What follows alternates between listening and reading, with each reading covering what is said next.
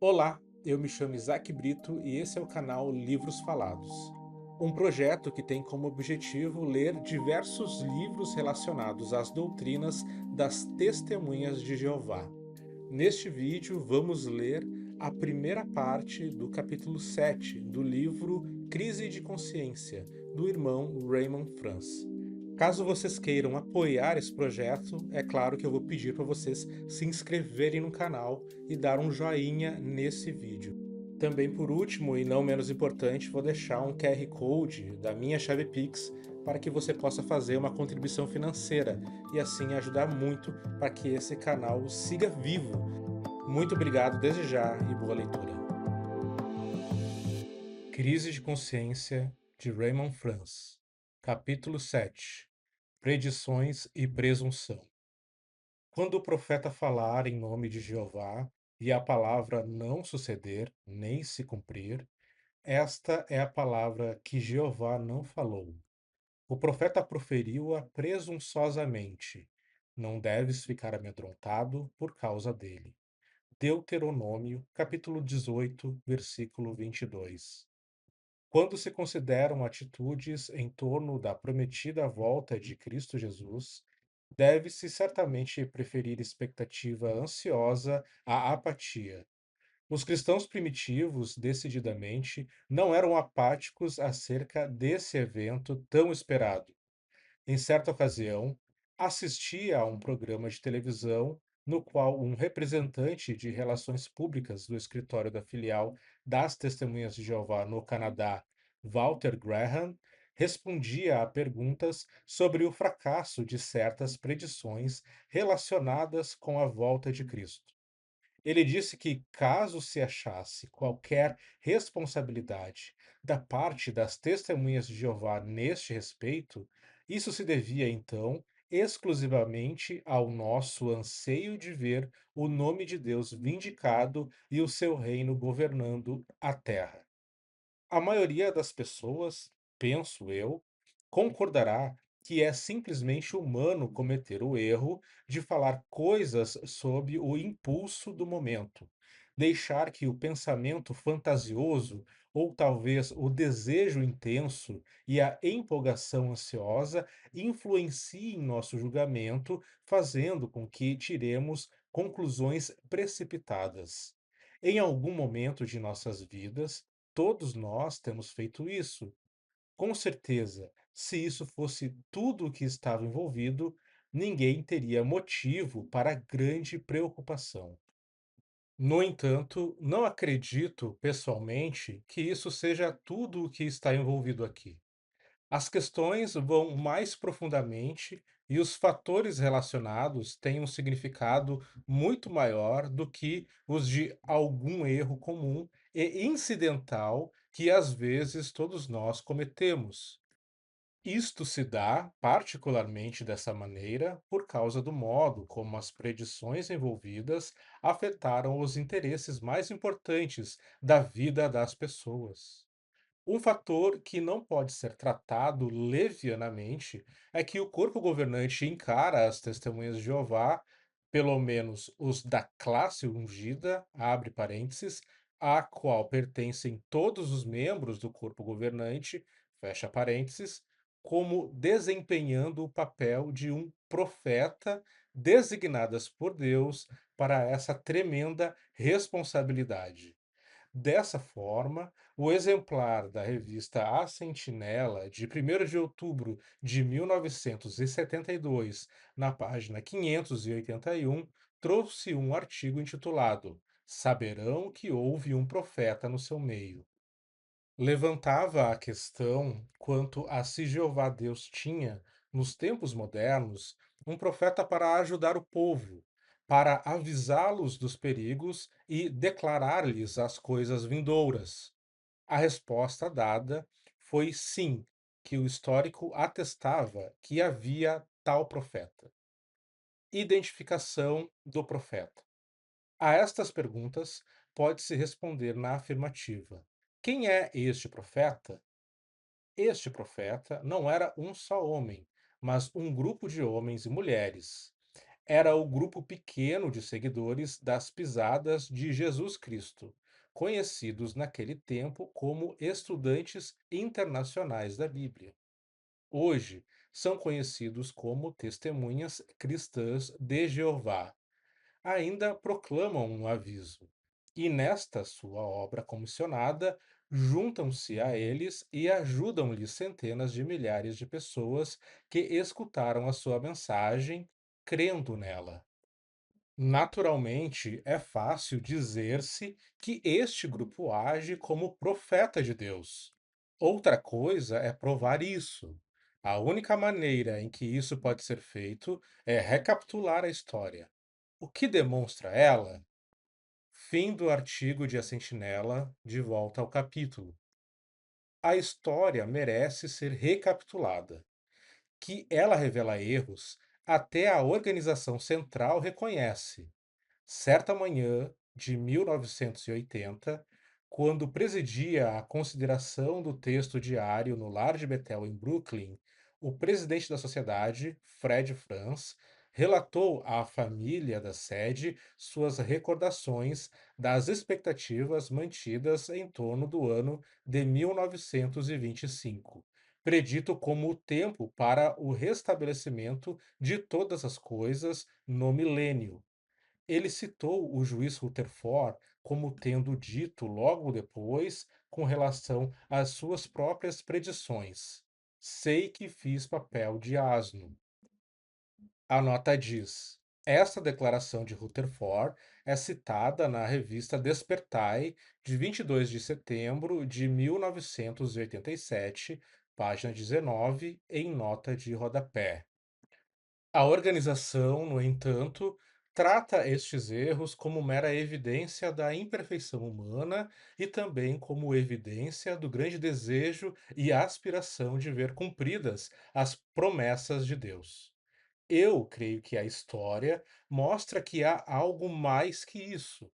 Uma coisa é um homem fazer papel de asno por querer ver alguma coisa acontecer.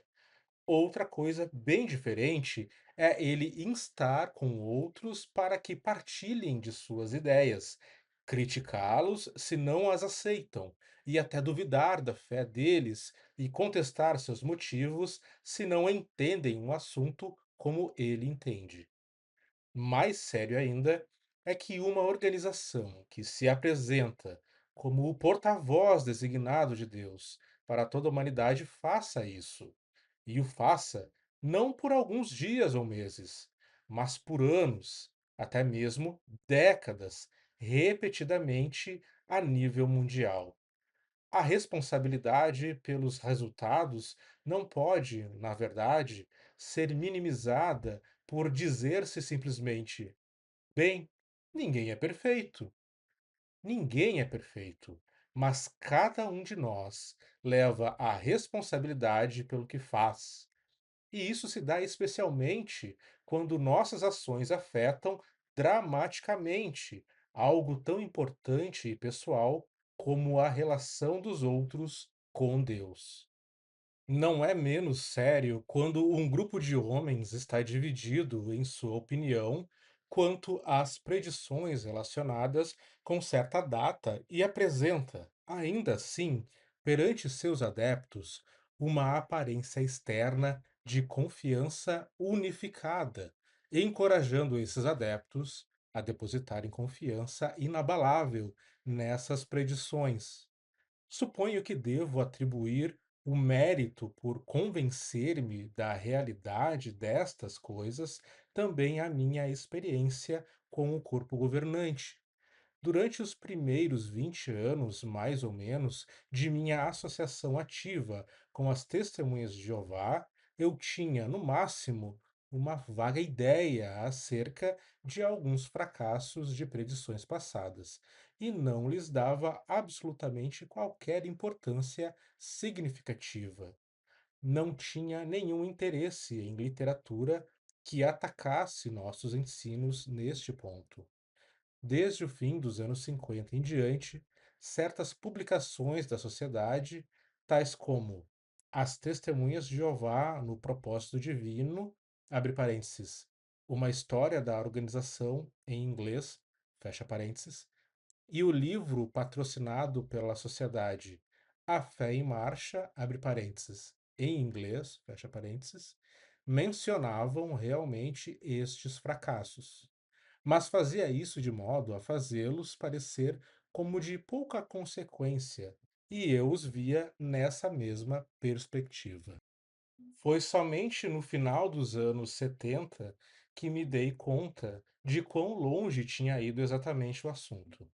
Inteirei-me então sobre isso, não através da chamada literatura dos opositores, mas através das próprias publicações da Torre de Vigia e das testemunhas ativas e respeitadas, inclusive co-membros do corpo governante das Testemunhas de Jeová. 1914 é a data principal sob a qual se apoia grande parte da estrutura de doutrinas e de autoridade das Testemunhas de Jeová. As Testemunhas de Jeová defendem atualmente as seguintes crenças ligadas a essa data: que, em 1914, Cristo Jesus passou a estar presente de maneira invisível aos olhos humanos, começando, consequentemente, nessa data, um período de julgamento para todos os seus professos seguidores e para o mundo. Que, em 1914, Cristo Jesus começou sua regência ativa com relação ao mundo inteiro, com seu reino assumindo oficialmente o poder. Que 1914 assinala o início dos últimos dias ou do tempo do fim, predito na profecia bíblica. Que a geração de pessoas que viviam em 1914 e que tinham a capacidade de compreender o que viram então acontecer seria a geração que não passaria até que se cumprissem todas as coisas, inclusive a destruição do sistema existente de coisas. Abre parênteses. Isto foi mudado em 1995, fecha parênteses. Que 3 anos e meio depois de 1914, em 1918, começou a ressurreição dos cristãos que dormiam na morte, desde os apóstolos em diante. Que, por volta do mesmo tempo, em 1918, os verdadeiros seguidores de Cristo que viviam então entraram em cativeiro espiritual com relação à Babilônia, a Grande, sendo libertados no ano seguinte, 1919, ocasião em que Cristo Jesus os reconheceu coletivamente como seu escravo fiel e discreto, sua agência aprovada para dirigir sua obra e cuidar de seus interesses na terra, seu único canal para transmitir orientações e esclarecimento a seus servos por toda a terra. Que, desse tempo em diante, está em andamento a obra da colheita final, resultando na divisão de todas as pessoas em duas classes, ovelhas e cabritos, com salvação ou destruição como seus respectivos destinos. Abre parênteses, isto foi mudado em 1995, fecha parênteses.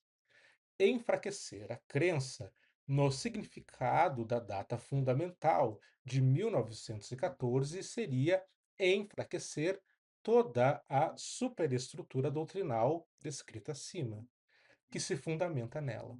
Seria também enfraquecer a pretensão de autoridade especial alegada pelos que atuam como o grupo que representa oficialmente a classe do escravo fiel e discreto. Eliminar essa data como sendo de tanta importância poderia significar o virtual colapso de toda a estrutura de doutrinas e autoridade nela fundamentadas. Eis quão crítico é. Apesar disso, poucas testemunhas sabem atualmente que, por quase meio século, desde 1879 até o fim dos anos 20, As profecias relativas a datas na revista A Sentinela, abre parênteses, chamada A Torre de Vigia na época, fecha parênteses, e publicações correlatas eram essencialmente contrárias a todas as crenças delineadas pouco acima. Quanto a mim, não me dei conta disso até anos recentes. Descobri então que, durante quase 50 anos, o canal da Torre de Vigia, abre parênteses, a Sentinela, fecha parênteses, havia atribuído tempos e datas diferentes para cada uma das coisas relacionadas acima, e que foi só o fracasso de todas as expectativas originais com relação a 1914 que levou à designação de novas datas para aqueles pretensos cumprimentos de profecias. Conforme considerado no capítulo anterior, a pesquisa que tive de fazer com relação ao livro Ajuda ao Entendimento da Bíblia convenceu-me de que a data de 607 antes da Era Comum da sociedade para a destruição de Jerusalém por Babilônia era contrária a toda a evidência histórica conhecida.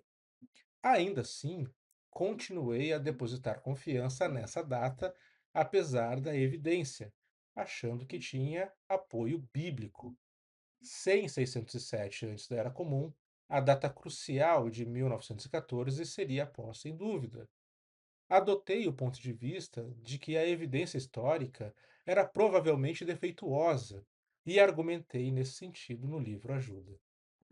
Aí, em 1977, uma testemunha de Jeová da Suécia, chamada Carl Olaf Johnson, enviou à sede em Brooklyn uma quantidade substancial de pesquisa que fizera sobre cronologia relacionada com a Bíblia e sobre especulação cronológica. Johnson era ancião e estivera ativamente associado com as Testemunhas de Jeová por uns 20 anos. Tendo eu mesmo experiência com pesquisa sobre cronologia, fiquei impressionado com a profundidade com que ele havia examinado a matéria, bem como pela inteireza e veracidade de sua apresentação. Basicamente, ele procurou chamar a atenção do corpo governante para a fragilidade dos cálculos cronológicos da sociedade que levam a data de 1914 como o ponto final dos tempos dos gentios, mencionados por Jesus em Lucas, capítulo 21, versículo 24, abre parênteses, chamados de os tempos designados das nações na tradução do Novo Mundo, fecha parênteses. Explicado de forma resumida, chega-se à data de 1914 pelo seguinte processo. No quarto capítulo da profecia de Daniel, ocorre a expressão sete tempos, aplicada aí ao rei babilônico Nabucodonosor, enquanto descreve um período de 7 anos de loucura pelo qual o rei passaria. A nota diz: Daniel, capítulo 4, versículo 17, versículos 23 a 33. Fim da nota.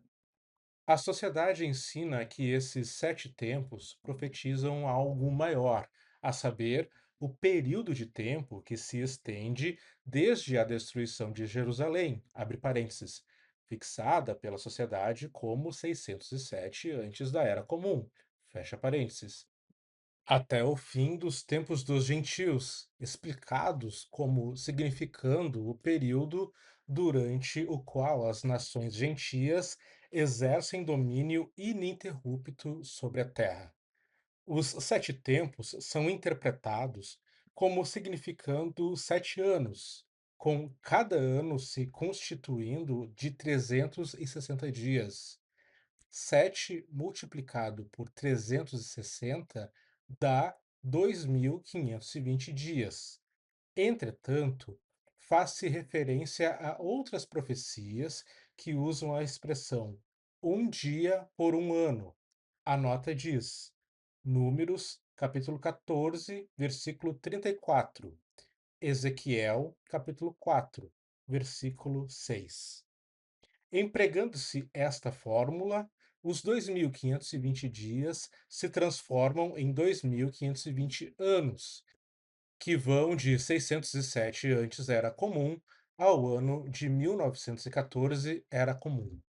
Conforme observado anteriormente, os ensinos atuais da sociedade sobre o início da regência do Reino de Cristo, os últimos dias, o começo da ressurreição e coisas relacionadas estão todos ligados a este cálculo. Poucas testemunhas são capazes de explicar a complicada aplicação e combinação de textos envolvidos. Todos, porém, aceitam o produto final deste processo e cálculo.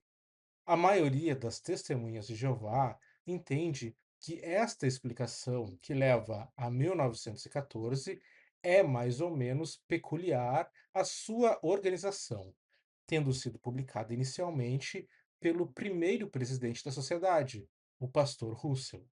Em sua contracapa, a publicação da sociedade As Testemunhas de Jeová no Propósito Divino traz estas declarações. 1870. Charles Taze Russell inicia seu estudo da Bíblia com um pequeno grupo de associados. 1877.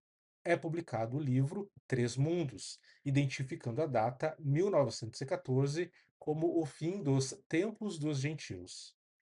A impressão transmitida aqui, bem como a apresentada dentro do livro, é que este livro, Os Três Mundos, abre parênteses, que Russell apenas financiou, fecha parênteses, foi a primeira publicação a conter este ensino sobre 1914. Isto é o que eu pensava até a chegada do material do ancião sueco à sede mundial. Percebi então quantos fatos haviam sido ignorados ou encobertos pelas publicações da sociedade. Johnson traçou primeiro a longa história da especulação cronológica. Mostrou que a prática de se aplicar arbitrariamente a fórmula de um dia por um ano a vários períodos de tempo encontrados na Bíblia foi inicialmente utilizada por rabinos judaicos, datando do primeiro século era comum. No século IX, era comum, uma série de rabinos judaicos começaram a fazer cálculos e predições utilizando esta fórmula de dia igual a ano com relação aos períodos de tempo de 1290, 1335 e 2300 dias encontrados na profecia de Daniel, aplicando em cada caso suas conclusões ao tempo para o aparecimento do Messias. A nota diz: Daniel, capítulo 8, versículo 14, capítulo 12, versículo 11 e 12. O texto completo da pesquisa, de Carl Olaf Johnson, acha-se desde então publicada sob o título Os Tempos dos Gentios Reconsiderados. Primeira edição, Lethbridge, Hart Publishers, 1983. Segunda, terceira e quarta edições, Commentary Press, 1987, 1988 e 2004, respectivamente, primeira edição em português, 2008. Fim da nota. Entre professos cristãos, a prática surgiu pela primeira vez no século XII, começando com um abade católico romano, Joaquim de Flora. Não apenas os períodos de dias encontrados na profecia de Daniel, mas também os períodos de 1260 dias mencionados em Revelação, capítulo 11, versículo 3 e capítulo 12, versículo 6, foram interpretados empregando-se o método de um dia por um ano.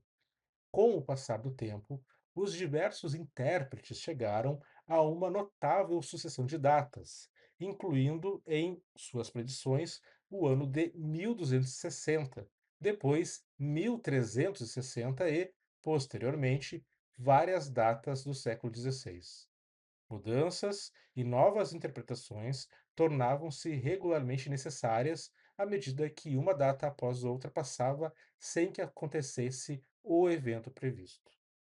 Em 1796, George Bell, ao escrever uma revista de Londres, predisse a queda do Anticristo, abre parênteses, o Papa, segundo seu entendimento, fecha parênteses. Isto deveria acontecer em 1797 ou 1813, baseando sua predição na interpretação dos 1260 dias, usando, porém, um pouco de partida diferente dos outros intérpretes. Abre parênteses. Alguns haviam começado sua contagem a partir do nascimento de Cristo, outros a partir da queda de Jerusalém, outros a partir do início da Igreja Católica. Fecha parênteses. Sua predição foi escrita durante a Revolução Francesa. Não muito depois de tê-la formulado, ocorreu um evento surpreendente. O Papa foi capturado pelas tropas francesas e forçado a ir para o exílio. Muitos viram isto como um extraordinário cumprimento da profecia bíblica e 1798 foi aceito por eles como o fim dos proféticos 1260 dias. Com base nisto, desenvolveu-se o entendimento de que o ano seguinte, 1799, marcava o começo dos últimos dias. Revoltas adicionais na Europa produziram uma enxurrada de novas predições. Entre os prognosticadores achava-se um homem na Inglaterra chamado John Aquila Brown. Pelo início do século XIX, ele publicou uma explicação dos 2300 dias de Daniel, capítulo 8, que os apresentava como terminando em 1844 Era Comum. Este entendimento foi adotado pelo pioneiro americano do Segundo Advento, William Miller. Veremos como estes cálculos vieram mais tarde a desempenhar um papel na história das Testemunhas de Jeová. Entre mentes, John Aquila Brown desenvolvia uma explicação que está intimamente relacionada com o ano de 1914, tal como esta data figura nas crenças das Testemunhas de Jeová. De que modo? A evidência indica que Brown foi o verdadeiro originador da interpretação dos sete tempos de Daniel, capítulo 4, a interpretação que produz os 2520 anos pela fórmula dia-ano. Brown publicou esta interpretação pela primeira vez em 1823, e seu método convertia os sete tempos em 2520 anos, de um modo exatamente igual ao encontrado nas publicações da Torre de Vigia atualmente. Isto foi 29 anos antes do nascimento de Charles Taze Russell, 47 anos antes de ele iniciar seu grupo de estudos da Bíblia e mais de meio século antes do aparecimento do livro Os Três Mundos. Eu ignorava isso totalmente até o momento em que li o material enviado da Suécia para a sociedade. John Aquila Brown, entretanto, iniciava seu período de 2520 anos em 604 antes da Era Comum e encerrava-o, portanto, em 1917 Era Comum. Ele predisse que, nesse tempo, a plena glória do reino de Israel seria aperfeiçoada. De onde se originou então a ênfase sobre a data de 1914? Após o fracasso das expectativas em torno do ano de 1844, houve, consequentemente, uma divisão de vários grupos do Segundo Advento, estabelecendo, a maioria deles, novas datas para a volta de Cristo.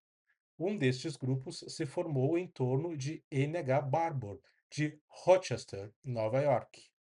Barbour estudou as obras de John Aquila Brown e adotou a maior parte de sua interpretação, mas alterou o ponto de partida dos 2520 anos para 606 antes da Era Comum e surgiu com a data final de 1914 Era Comum. Abre parênteses. Na realidade, isso representava um erro de cálculo, já que abrangeria somente 2519 anos. Fecha parênteses. Em 1873, Barbour publicava uma revista para seus adeptos do Segundo Adventismo, intitulada inicialmente O Grito da Meia-Noite, mais tarde O Arauto da Aurora. Vê-se na página seguinte uma cópia da primeira página do Arauto da Aurora, de julho de 1878, o ano anterior à publicação do primeiro número de A Sentinela. Note a frase no canto inferior à direita. Os tempos dos gentios terminam em 1914. Esta cópia foi tirada da revista que é mantida no arquivo da sede em Brooklyn, embora não esteja disponível ao uso geral. Sua existência lá mostra que algumas pessoas do pessoal da sede devem ter tido conhecimento de que a revista A Sentinela não foi, evidentemente, a primeira a publicar e a defender a data de 1914 como o fim dos tempos dos gentios. Esse ensino foi, na verdade, adotado da publicação do Segundo Adventismo de N.H. Barbour. Pode-se observar também que, nessa época, julho de 1878, Charles Taze Russell havia se tornado editor assistente desta revista do Segundo Adventismo, O Arauto da Aurora. O próprio Russell explica como ele veio a associar-se a N.H. Barbour e como veio a adotar a cronologia de Barbour, cuja maior parte inclui os Sete Tempos de Daniel, capítulo 4, que Barbour tinha, por sua vez, adotado de John Acla Brown. A explicação de Russell acha-se publicada no número de A Sentinela de 15 de julho de 1906, que diz: Foi por volta de janeiro de 1876 que o tema do tempo profético me chamou especialmente a atenção, no que se relaciona a estas doutrinas e esperanças. Aconteceu deste modo. Recebi um periódico chamado O Arauto da Aurora, enviado por seu editor, Sr. N.H. Barbour. Quando o abri, identifiquei-o de imediato pela gravura em sua capa com o Adventismo e examinei-o com certa curiosidade para ver que data eles estabeleceriam em seguida para a queima do mundo. Mas imaginem a minha surpresa e alegria quando descobri, pelo seu conteúdo, que o editor estava começando a abrir os olhos para temas que, por alguns anos, haviam proporcionado grande regozijo aos nossos corações aqui em Allegheny, que o objetivo da volta do nosso Senhor não é destruir, mas abençoar todas as famílias da terra, e que a sua vinda seria como um ladrão e não na carne, mas como um ser espiritual, invisível aos homens. E que o ajuntamento da sua igreja e a separação do trigo do joio prosseguiria no fim desta data. Era sem que o mundo estivesse consciente disso. Regozijei-me em descobrir que outros estavam chegando à mesma posição avançada, mas fiquei espantado em encontrar a declaração expressa com muita cautela de que o editor acreditava nas profecias que indicavam que o Senhor já estava presente no mundo, abre parênteses, fora da vista, portanto invisível, e que já estava no tempo da obra da colheita do trigo e que este entendimento era corroborado pelas profecias relativas ao tempo, as quais, apenas uns poucos meses atrás, ele supunha terem falhado. Eis aqui um novo raciocínio. Seria possível que as profecias relativas ao tempo, que eu havia desprezado por tanto tempo, por causa do seu mau uso pelos adventistas, pretendiam realmente indicar quando o Senhor estaria invisivelmente presente para estabelecer seu reino, algo que eu entendia claramente que não podia ser percebido de nenhuma outra maneira? Parecia, falando sem exagero, alguma coisa razoável, muito razoável, esperar que o Senhor informasse seu povo sobre o assunto, especialmente por ter ele prometido que o fiel não haveria de ser abandonado na escuridão do mundo e que, embora o dia do Senhor viesse como um ladrão de noite sobre todos os demais, abre parênteses, furtivamente, sem avisar, fecha parênteses, não haveria de ser assim com os santos vigilantes e zelosos. Primeira aos Tessalonicenses, capítulo 5, versículo 4. Recordo certos argumentos usados por meu amigo Jonas Wendel e por outros adventistas para provar que 1873 testemunharia a queima do mundo, etc. A cronologia do mundo indicando que os 6.000 anos desde Adão terminaram com o início de 1873 e outros argumentos tirados das Escrituras que se supunha coincidir. Seria possível que estes argumentos relativos ao tempo, os quais eu havia desconsiderado como não merecendo atenção, contivessem realmente uma verdade importante que eles haviam aplicado erroneamente? Fim do artigo de A Sentinela. Observe que, até esta ocasião, Russell afirma que não dava nenhuma importância a profecias relativas ao tempo, que as tinha, na verdade, desprezado. Que fez ele então? O artigo de A Sentinela segue. Ansioso por aprender, de qualquer fonte, o que quer que Deus tivesse a ensinar, escrevi imediatamente ao Sr. Barbour, informando-o sobre minha concordância com outros pontos e desejando saber particularmente por que e com base em que evidências bíblicas sustentava ele que a presença de Cristo e a colheita da era evangélica datava a partir do outono de 1874. A resposta mostrou que a minha suposição estivera correta, isto é, que os argumentos relativos ao tempo, cronologia, etc., eram os mesmos que os usados pelos segundo-adventistas em 1873 e explicou como o Sr. Barbour e o Sr. J. H. Patton, de Michigan, um companheiro de trabalho dele, haviam sido segundos adventistas ativos até aquela época e que, com a passagem da data de 1874, sem que o mundo fosse queimado e sem que eles vissem Cristo na carne, ficaram por certo tempo aturdidos.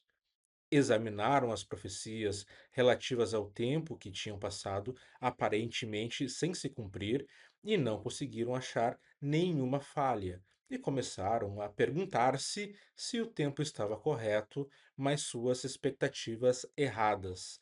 Se os conceitos do restabelecimento e bênção para o mundo, que eu mesmo e outros estávamos pregando, eram as coisas que se devia esperar. Parece que, não muito tempo depois do desapontamento deles quanto a 1874, um leitor do Arauto da Aurora, que possuía um exemplar da Diaglott, notou algo nele que lhe chamou a atenção, que em Mateus, capítulo 24, versos 27, 37, 39, a palavra que, em nossa visão comum, é vertida por vinda, era traduzida presença. Esta era a chave. E seguindo-se a isso, o tempo profético levou-os a conceitos corretos em relação ao objetivo e o modo da volta do Senhor. Eu, pelo contrário, fui levado desde o início a conceitos apropriados quanto ao objetivo e o modo da volta do nosso Senhor e, em seguida, ao exame do tempo para estas coisas indicados na palavra de Deus. Desse modo, Deus guia muitas vezes seus filhos a partir de diferentes pontos de verdade, mas quando o coração é sincero e confiante, o resultado deve ser o ajuntamento de todos esses. Não havia, porém, nenhum livro ou outra publicação que apresentasse as profecias relativas ao tempo como eram então entendidas, de maneira que custeei as despesas do Sr. Barbour para que viesse ver-me em Filadélfia, abre parênteses, onde eu tinha alguns compromissos de negócios durante o verão de 1876, fecha parênteses, a fim de mostrar-me cabal e biblicamente, caso pudesse, que as profecias indicavam 1874 como a data em que a presença do Senhor e a colheita começaram. Ele veio e eu fiquei convencido da evidência. Sendo uma pessoa de firmes convicções e plenamente dedicado ao Senhor, Vi imediatamente que os tempos especiais em que vivemos têm uma importância significativa sobre a nossa obrigação e trabalho como discípulos de Cristo, que, estando nós no tempo da colheita, o trabalho de colheita teria de ser realizado, e essa verdade presente era a foice pela qual o Senhor nos levaria a efetuar um ajuntamento e uma obra de colheita por toda parte entre seus filhos. Fim do artigo de A Sentinela. Assim, a visita do segundo adventista N.H. Barbour mudou as ideias de Russell sobre as profecias relativas a datas. Russell tornou-se editor assistente da revista de Barbour, O Arauto da Aurora. Deste tempo em diante, as profecias relativas ao tempo constituíram um aspecto destacado dos escritos de Russell e da revista A Sentinela, que ele logo depois fundou. A nota diz: foi depois da reunião com Barbour que Russell escreveu um artigo no Examinador da Bíblia, publicada por George Storrs, outro adventista, no qual Russell apresentou a data 1914 a que Barbour havia chegado. Como tantas revistas dos segundos adventistas, a revista a que Russell deu início incluía o termo Herald, arauto, em seu título. Torre de vigia de Sião e arauto da presença de Cristo, abre parênteses, presença de Cristo, que se acreditava ter iniciado em 1874. Fim da nota. A interpretação dos Sete Tempos e a data de 1914, que Russell assimilou, estavam totalmente associados à data de 1874, havendo recebido importância primária por parte de Barbour e de seus adeptos. Abre parênteses. 1914 ainda estava décadas no futuro, enquanto 1874 acabava de passar. Fecha parênteses. Eles acreditavam que 1874 marcava o fim de 6.000 anos de história humana e esperavam a volta de Cristo naquele ano. Quando o ano passou e nada aconteceu, sentiram-se desiludidos. Como mostra a matéria citada anteriormente, um segundo adventista, que contribuía para a revista de Barbour, chamado B.W. Keith, notou mais adiante que certa tradução do Novo Testamento, The Empathic Diaglot, usou a palavra presença em vez de vinda nos textos relacionados com volta de Cristo. Keith propôs a Barbour a ideia de que Cristo havia de fato retornado em 1874, porém invisivelmente, e de que Cristo estava agora invisivelmente presente, completando a obra de julgamento. Uma presença invisível é uma coisa muito difícil para se contra-argumentar ou refutar. É algo semelhante a ter um amigo que lhe confessa receber a visita invisível e o conforto de um parente falecido e tenta provar, então, para esse amigo que não é realmente assim. O conceito da presença invisível facultava, portanto, a estes segundos adventistas associados com Barbour dizerem que haviam tido, afinal, a data certa, 1874, mas haviam simplesmente esperado a coisa errada nessa data. A nota diz: a Sentinela, de 15 de julho de 1906, anteriormente citada, mostra que eles fizeram realmente uso desse mesmo argumento. Fim da nota. Essa explicação foi também aceita e adotada por Russell. Atualmente, vários milhões de testemunhas de Jeová creem e ensinam que a presença invisível de Cristo começou em 1914.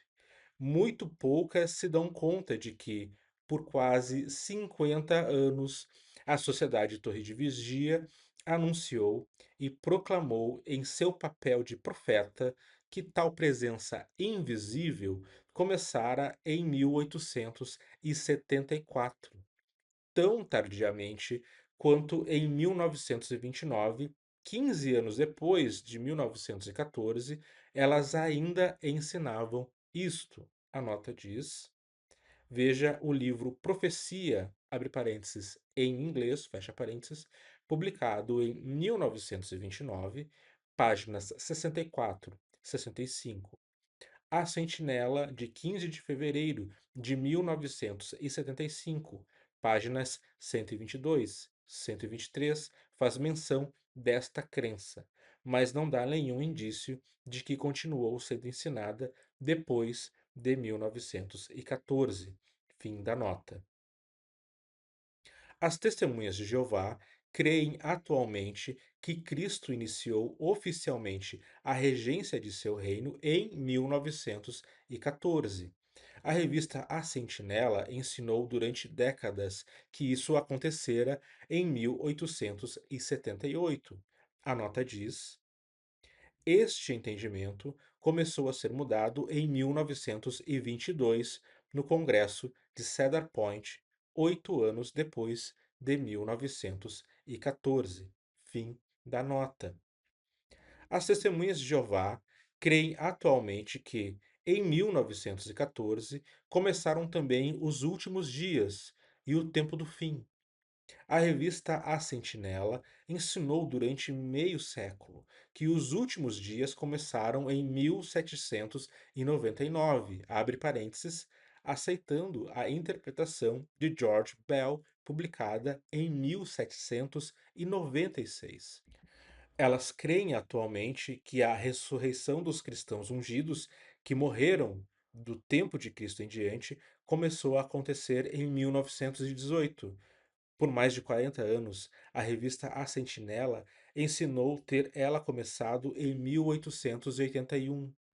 Sua crença atual é que, desde 1914 e depois dessa data, particularmente de 1919 em diante, está em andamento a grande obra da colheita, que deve chegar ao clímax com a destruição do atual sistema e de todos aqueles que não se mostraram sensíveis à sua atividade de pregação.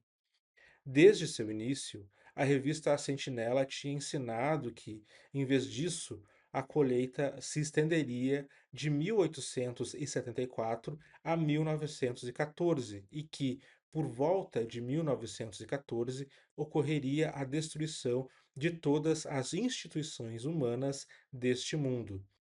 A organização coloca hoje a queda de Babilônia a Grande, abre parênteses, o Império Mundial da Religião Falsa, fecha parênteses, em 1919. Durante pelo menos 4 décadas, a Sentinela a situava em 1878, com a completa destruição de Babilônia esperada para 1914 ou 1918. O que provocou a mudança em todos estes ensinos proféticos importantes, aceitos durante tantas décadas por tanta gente? Foi o mesmo que se deu no caso de toda a longa série de predições do século XIII em diante: a falta de cumprimento de suas expectativas anunciadas.